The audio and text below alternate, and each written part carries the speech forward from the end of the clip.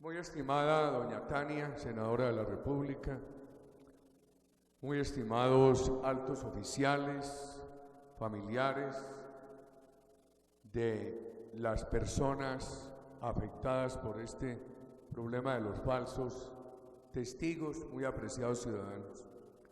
Cuando le propusimos al país la política de seguridad democrática, nunca llegué a pensar que queríamos encontrar un grave problema en sectores de la justicia.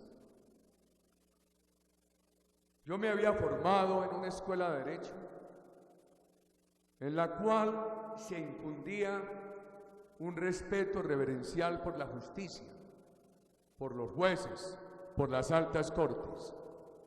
Con esa idea llegué a la presidencia de la República. Al poco tiempo de empezar la política de seguridad democrática a producir buenos resultados, inmediatamente organizaciones de izquierda, organizaciones simpatizantes, afectas o cómplices de los grupos terroristas empezaron a acusar, a decir que no se había dado de baja a un terrorista, que se había dado de baja, que se había asesinado a un campesino. Rápidamente el gobierno que presidía, de acuerdo con el Ministerio de Defensa y con el Ejército, tomó la decisión que cuando se diera una baja, nadie de las Fuerzas Armadas tocara o moviera el cadáver,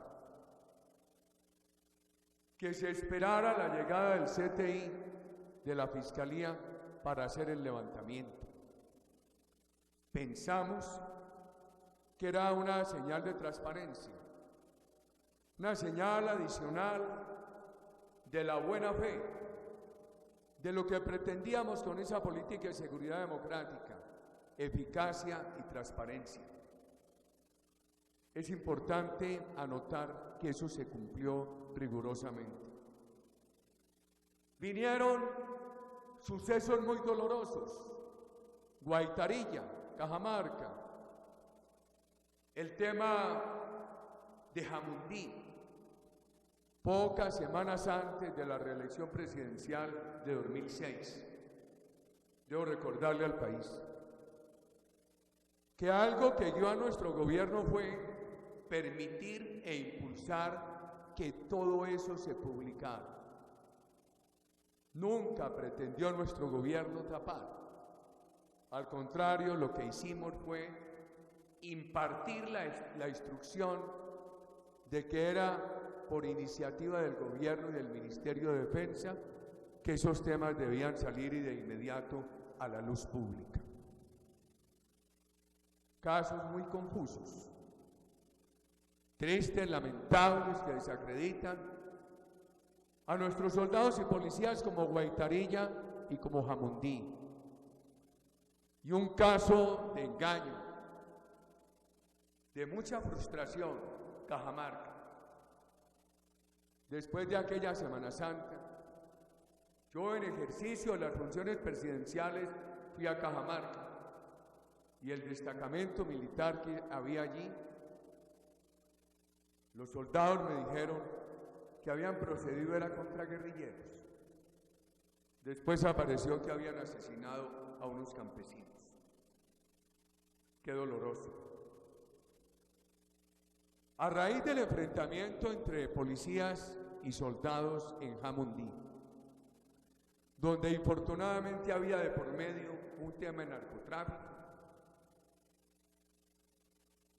se tomó la decisión por parte del doctor Camilo Ospina, entonces ministro de Defensa, decisión que yo apoyé, yo no puedo eludir responsabilidades, de elevar a acuerdo con la Fiscalía la decisión que se había tomado en 2003, de que esos levantamientos de cadáver, sin previa movilización del cadáver por parte de las Fuerzas Armadas, estuvieran a cargo exclusivamente del CTI, de los organismos de justicia.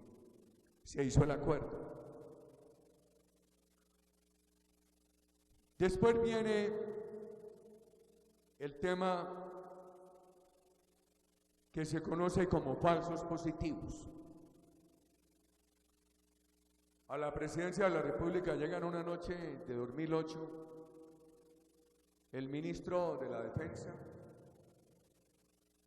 el general comandante de las fuerzas militares, otro general y algunos asesores. Y me dicen que hay unos casos muy graves en los cuales se piensa que por violación de los protocolos operativos se puede haber incurrido en excesos que condujeran a falsos positivos, que por esa inobservancia de los protocolos operativos se pudo haber incurrido en una relajación de controles conducentes a hechos delictivos. Me presentaron una serie de casos disciplinarios, pero que podrían tener una relación o una circunstancia de causa que tuviera una consecuencia penal directa.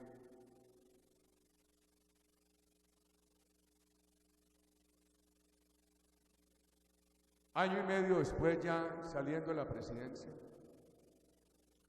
me visita el delegado de las Naciones Unidas y me dice que en el último año y medio solamente ha habido 4 quejas.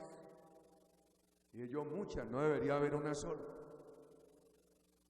Que ya no ha habido más quejas de falsos positivos. En la oficina de Naciones Unidas en Bogotá, oí la versión de un oficial del ejército, bajo reserva. Él me dijo que en la brigada de Ocaña se habían presentado unos casos de colusión con el narcotráfico, de lo cual se autoincriminaron. Nosotros extraditamos alrededor de 1.200 personas, 14 cabecillas del paramilitarismo, varios muy importantes de la FARC, que Simón Trinidad, que Sonia, que el otro, que el de más allá. Fue muy difícil la extradición de algunos. La extradición de un sujeto llamado Macaco fue dificilísima. Y hay indicios muy claros de que esos sujetos extraditados le pagaron, por ejemplo, a una exparlamentaria para que ella se autoincriminara. Y la justicia simplemente por una confesión autoincriminatoria de la parlamentaria condenó a mis compañeros, que no habían participado en el juicio que terminó con la condena de la parlamentaria que se autoincriminó. Hace pocos días decía yo en una audiencia que hubo violaciones de derechos humanos. Sí las hubo. Hay casos que lo demuestran, como el caso de Ocaña, que la sancionó el gobierno, la sancionó, que el gobierno nuestro no encubrió, sino que promovió el conocimiento público de los temas, lo reivindico. Pero también hay que decirle claramente al país que ha habido una acción sistemática de sectores afectos al terrorismo, a las guerrillas, a las narcoguerrillas, para desacreditar la política de seguridad y para desacreditar a las Fuerzas Armadas. Hay un capítulo que no se ha querido investigar, que es el capítulo de las falsas acusaciones. Esto va a necesitar una solución. Hablemos de soluciones. Esta mañana uno se sorprende, el doctor Humberto de la Calle y el presidente de la República, diciéndole a la Corte Suprema, a la Corte Constitucional, que ellos están aplicando las normas del Estatuto de Roma y que quienes pedían que se aplicaran hoy se quejan porque las aplican, no las están aplicando.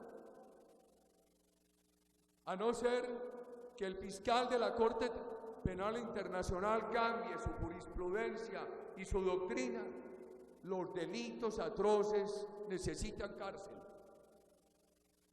Ni con los estatutos de la Corte Penal Internacional, ni con lo que reza la Convención Americana de Derechos Humanos, ni con lo que es norma transversal y muy general en legislaciones democráticas, se ajusta el artículo 36 del Acuerdo de Justicia en La Habana, que le permite a la FARC, en el caso de cualquier delito atroz o de los que consideran conexos con el político, elegibilidad. Entonces engañan al país y aprovechan ese inmenso aparato publicitario del cual dispone el gobierno y la credibilidad jurídica que ha tenido el doctor de la calle para engañar al país. ¿Cómo han engañado al país? Con el sacrificio y el dolor de muchas familias de integrantes de las Fuerzas Armadas. Déjenme referir a la solución que le dan a los militares. Yo no estoy de acuerdo que hayan puesto a nuestras Fuerzas Armadas de igual a igual con el terrorismo. Las pusieron en la ley de víctimas de este gobierno, ley que era innecesaria. El país ya tenía una legislación de víctimas. En 2006, 2010, en la presidencia de la República, me atreví a decirle al actual presidente: señor presidente, usted sabe que en el gobierno nuestro se produjo la ley de reparación, paz y justicia, y simultáneamente hubo la ley que permitía las conciliaciones del Estado con sus reclamantes previo visto bueno de la Procuraduría. Combinamos ambos y con eso empezó el proceso de reparación de víctimas, que iba bien, siendo uno muy cuidadoso en decir que lo que se haga por las víctimas ayuda, pero reparación total es imposible. Y le dije: ya que ustedes innecesariamente y por razones políticas van a aprobar una nueva ley de víctimas, por favor recuerden lo que tantas veces hablamos, que no se puede igualar a las Fuerzas Armadas como victimarios con los grupos terroristas. El jefe de Estado me contestó: ya cambié. Después vino lo que se llamó el marco constitucional para la paz. Ahí prácticamente los grupos terroristas quedan en condición de actores políticos, en el mismo nivel se considera actor político a las Fuerzas Armadas. ¿Por qué los nivelan? Pero además hay una razón histórica en países donde los nivelaron. Es porque hubo enfrentamientos de civiles en armas a dictaduras, que no ha sido el caso de Colombia.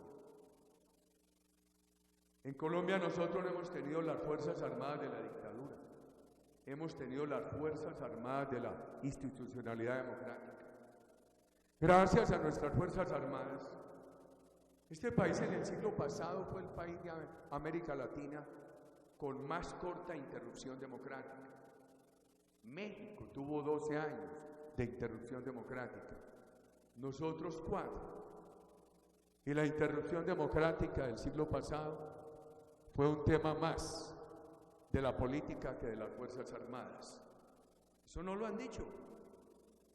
Las Fuerzas Armadas no fueron las determinadoras del golpe ni del contragolpe. Simplemente fueron ordenadas por sectores políticos que ejercían liderazgo. Las Fuerzas Armadas de Colombia han sido institucionales. Eso amerita decir lo siguiente: es totalmente injusto y dañino para el país que se les ponga en el mismo nivel del terrorismo. Hace poco, el magistrado Juan Carlos Henao se atrevió a decir que cuando nosotros decimos que han puesto a las Fuerzas Armadas en el mismo nivel del terrorismo, estamos equivocados. Que porque los integrantes de las Fuerzas Armadas no van a cárceles comunes, sino a batallones a sitios de facilidades militares donde se dispone que haya condiciones carcelarias. ¿Qué argumento tan elemental, tan superficial, cuando en el fondo igualan a las Fuerzas Armadas con el terrorismo? Para no hacer el repaso de toda la legislación, veamos el Acuerdo de La Habana. El Acuerdo de La Habana tiene un artículo que dice que cuando un comandante militar o de las Fuerzas Armadas no haya conocido previamente ni haya autorizado o un hecho delictivo cometido por parte de alguno de sus subalternos, o habiendo ocurrido ese hecho, hubiera tomado las medidas para evitar repeticiones y para sancionar, ese comandante no es responsable de la acción criminal. Eso no es nuevo. Eso es la ausencia de dolo. Y eso es lo que tendría que estar aplicando la justicia hoy. Y el gobierno le dice a los comandantes militares y de policía que eso es un gran avance. ¿Cuál avance? Eso es lo que tendría que respetar la justicia hoy para no cometer estas injusticias. Pero miren lo que ocurre. En otro artículo del Acuerdo de Justicia le da el mismo tratamiento a los cabecillas del terrorismo. No los llama cabecillas, los llama comandantes. Y entonces dicen que cuando un comandante guerrillero no haya conocido una atrocidad cometida por uno de sus subalternos, o después de conocerla lo haya sancionado y haya tomado medidas para que no se repita, no será responsable. Es que está el problema, el grave desde el lenguaje. Llaman comandante al cabecilla del terrorismo, cuando la designación de comandante debe ser exclusiva para quienes comandan las fuerzas institucionales. ¿Y cómo los igualan en su misión? Por favor, eso tiene una gran equivocación y dolosa, porque sobre temas elementales. ¿Cómo se va a confundir la vocación misional del comandante militar o de policía con la vocación delictual del cabecilla guerrillero? Que me vengan a decir a mí que un cabecilla guerrillero que está en Bogotá organizando un grupo, entonces después aparece que ese grupo hizo el atentado contra el doctor Fernando Londoño y que el comandante guerrillero diga que él no es responsable porque él no lo autorizó. ¿Cómo así? Si él autorizó la acción delictiva, y de la autorización de la acción delictiva se desprenden toda clase de delitos, a diferencia con el comandante militar, que el comandante militar lo que está es ejerciendo su tarea de la defensa de la ley, del orden constitucional y de la protección de la ciudadanía. Esa es una humillación a las Fuerzas Armadas, pero además va a ser inocuo. ¿Por qué? Porque así resulte responsable el cabecilla guerrillero, que ahí se atreven a denominar comandante, le basta reconocer a tiempo que cometió el delito para no ir a la cárcel. Y con cárcel o sin cárcel, de acuerdo con el artículo 36, tendrá elegibilidad política. Es lo que el presidente Santos y el doctor de la Calle le están ocultando hoy a la Corte Constitucional. Y a nosotros nos toca decirlo desde acá, desde el Salón de la Constitución del Congreso, por esta invitación de la senadora Tania Vega de Plazas. Y todavía más grave, el artículo 60, un artículo anterior, cuando habla de delitos políticos, que se ha hablado mucho de la gravedad para Colombia, de aceptar el acuerdo con la FARC que el narcotráfico es delito político, para el cartel de cocaína más grande del mundo, con la consecuencia de que por ser delito conexo con el político, el cartel de cocaína más grande del mundo, los responsables de esa acción delictual, no irán a la cárcel ni serán extraditados y siempre tendrán elegibilidad política. Pero no se ha hablado de esto. El mismo acuerdo dice que cuando asesinen, lo dicen en vocabulario, en lenguaje sutil, a un integrante de las Fuerzas Armadas, o lo retengan, oiga como llaman el secuestro, en condiciones de enfrentamiento, eso será también delito conexo con el político. ¿Cómo le puede pedir un país sacrificio a sus Fuerzas Armadas si no importa la libertad ni la vida de los soldados y policías de Colombia? Le va a quedar muy fácil a la guerrilla decir no. Los secuestrados de MeToo no fueron secuestrados, fueron retenidos válidamente en circunstancias de enfrentamiento. Pero tampoco tendrá que decirlo, porque enseguida puede alguien decir, pero a esos retenidos que ustedes llaman secuestrados de MeToo, los torturaron. Y en ese momento necesariamente la retención que ustedes llaman se convierte en secuestro como delito de lesa humanidad. Miren las fotos, cómo están rodeados de alambradas, las circunstancias en que los tuvieron. Les basta reconocer eso para no ir a la cárcel y en todo caso tendrán elegibilidad política. Y entonces a los militares les dicen, ustedes ya van a tener la garantía de que si como comandantes no conocieron, ni ordenaron, ni permitieron, ni favorecieron delitos, no serán responsables. ¿Cuál garantía? Es la que se debería reconocer que existe en la legislación de hoy y que no se aplica por errores de la justicia. Pero enseguida les dicen, ustedes van a tener la gran posibilidad del tribunal.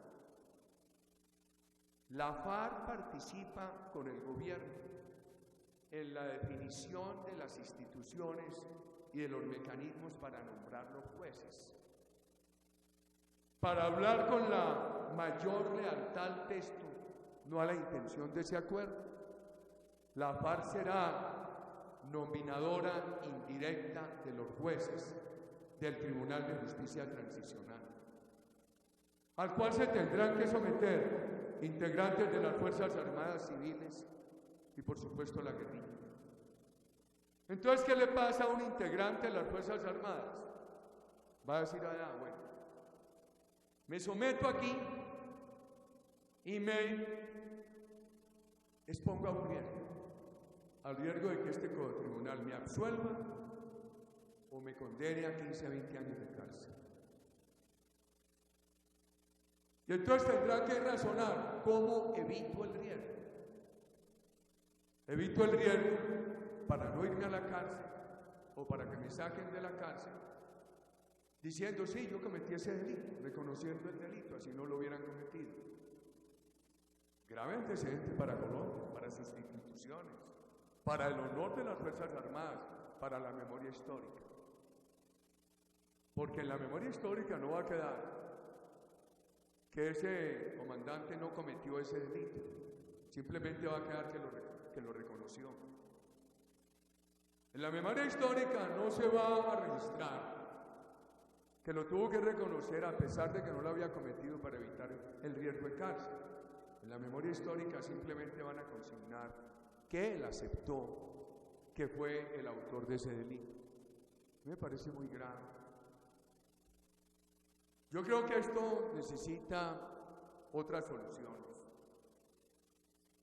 Nosotros hemos propuesto un alivio judicial a los integrantes de las Fuerzas Armadas que no sea de justicia transicional y que no los ponga en igualdad de condiciones con el terrorismo.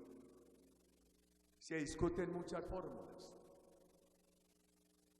Para que eso sea sostenible, se requiere que no haya impunidad. Aquí, por ejemplo, hay un proyecto de la senadora Paloma en esa dirección para que cuando hayan cumplido una quinta parte de la pena puedan quedar en libertad. Alfredo Rangel había propuesto que con 5 años delitos relacionados con acciones de orden público comprendidos entre tal fecha y tal otra. Asumamos que eso aliviaría mucho, queda un tema. Muchas personas dirán, bueno, quedamos en libertad, pero nos sigue pesando contra nuestra honra la injusta condena.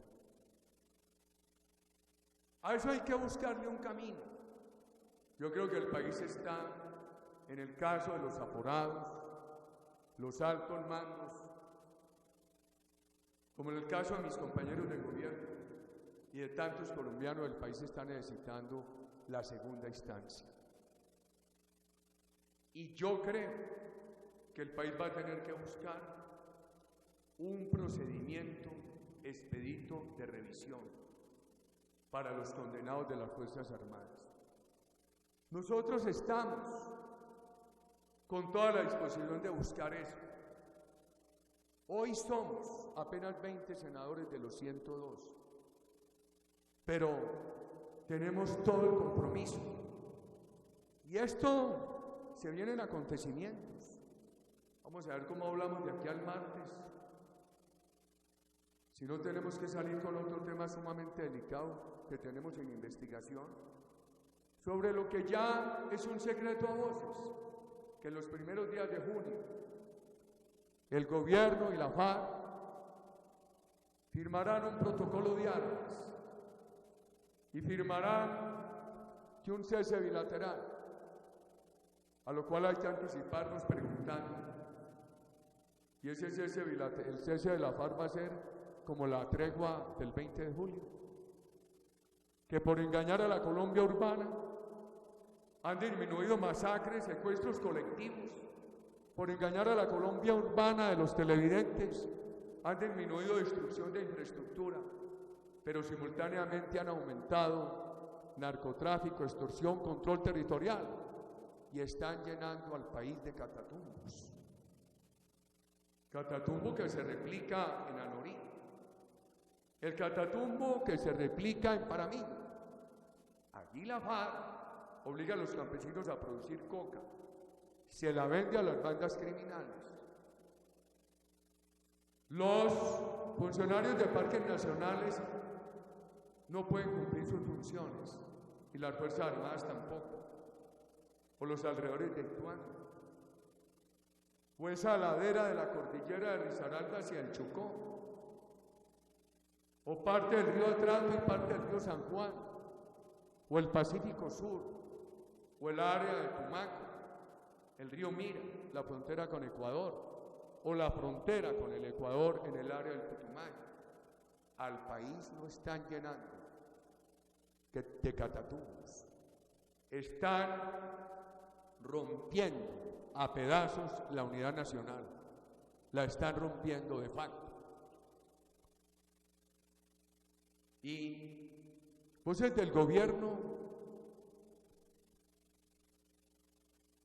le restan toda la importancia al tema de la periodista Salud Hernández y de otros periodistas. Yo he tenido esta información. Ella durante los últimos 20 años no demoraba más de 3 días en comunicarse con su familia.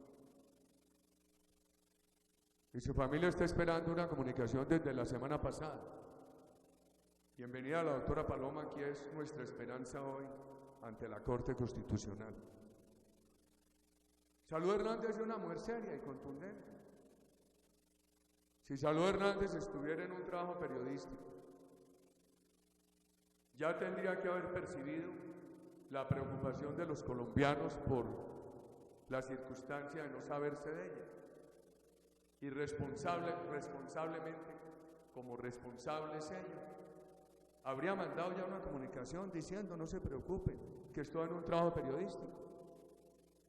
Pero, ¿por qué no lo ha hecho?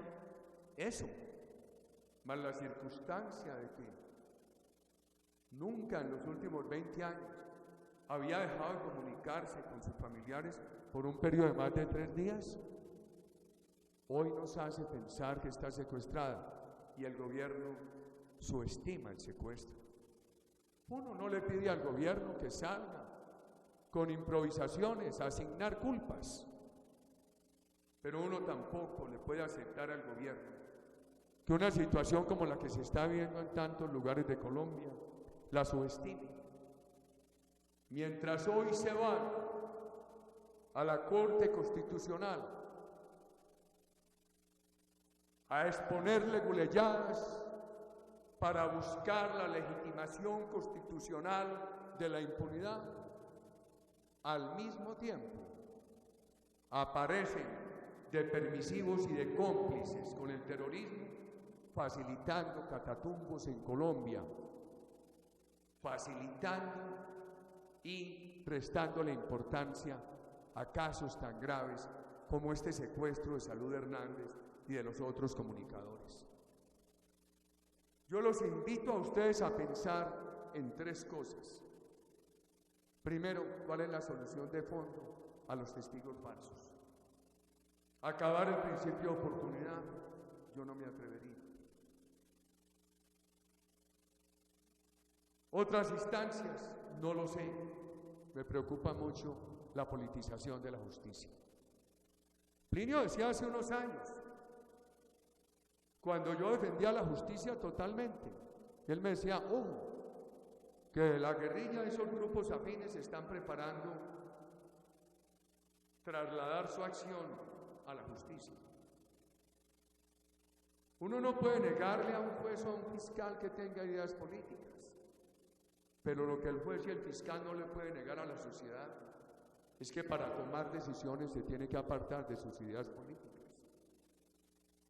Yo creo que aquí hay un problema muy grave y de fondo, que es politización en unos sectores de la justicia. ¿Cómo la vamos a superar? Y cuando yo escucho al almirante Arango Bachi, me siento culpable y perplejo, porque eso sucede en mi gobierno. Y entonces yo procedo y respaldo al ministro y a los mandos institucionales. Y aparece todo esto en los falsos testigos, vinculados infortunadamente con sectores del actual gobierno, a los que esperan temas muy difíciles que yo no sé cómo los van a sortear, temas detrás de los cuales estamos, porque esta lucha no la claudicamos. ¿Cómo vamos a combatir? Por ejemplo, lo del DAS. Nunca se quiso aceptar la hipótesis de bandidos financiando al DAS para ponerle una grabadora a la sala de reuniones de la Corte Suprema. Todo no fue el gobierno. Y a eso sí, ahora no se acepta la hipótesis de las responsabilidades del gobierno en lo que viene ocurriendo en la Dirección Nacional de Inteligencia. Temas bien delicados.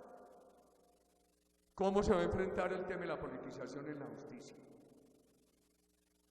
¿Cómo se va a enfrentar el tema de los falsos testigos? Yo no lo tengo claro. Eso amerita que todos nos esforcemos. Tengo claro, sí, que el acuerdo de justicia en La Habana, por las razones expuestas, no es solución a los integrantes de la fuerza pública, que debe haber para ellos un alivio judicial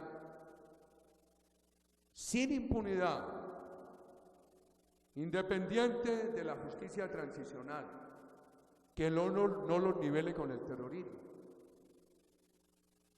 como las hipótesis propuestas y ya mencionadas por la senadora Paloma o el senador Alfredo Rangel, pero también acepto que no es completo, porque ese alivio disminuiría la pena efectiva, pero no supera condenas injustas. Entonces pienso que hay que buscar un mecanismo de revisión de condenas sobre hechos ocurridos entre tal y tal fecha. Les dejo estas inquietudes a ustedes. Hemos vivido momentos muy difíciles, pero mientras estemos en la lucha, se vuelven menos difíciles. En la lucha seguimos y en la lucha con ustedes. Yo recuerdo la alegría en Ocaña cuando se liberó a aquellos niños. Y me parece, oyendo ahora al capitán, esta noche canto aquí, para mañana llorar, porque siempre la alegría es la puerta del pesar. ¿Cuándo íbamos a pensar que esa alegría, ese alborozo que vivimos en Ocaña con la liberación de los niños, se convirtiera en la tragedia del encarcelamiento injusto del capitán? Estamos llenos de... Yo iba al Cesar al inicio del gobierno y no encontraba sino confianza de los ciudadanos en el coronel Hernán Mejía. Confianza, alborozo por el coronel Hernán Mejía, hoy en la cárcel. Vamos a seguir en la lucha. Es lo único que les puedo prometer. En la lucha estamos, ayúdenos ustedes a concebir soluciones. Yo creo en la solución o la quinta parte, y a partir de ahí libertad, por los 5 años, pero es parcial. Hay que buscar la solución de revisión de sentencias injustas. Muchas gracias a todos.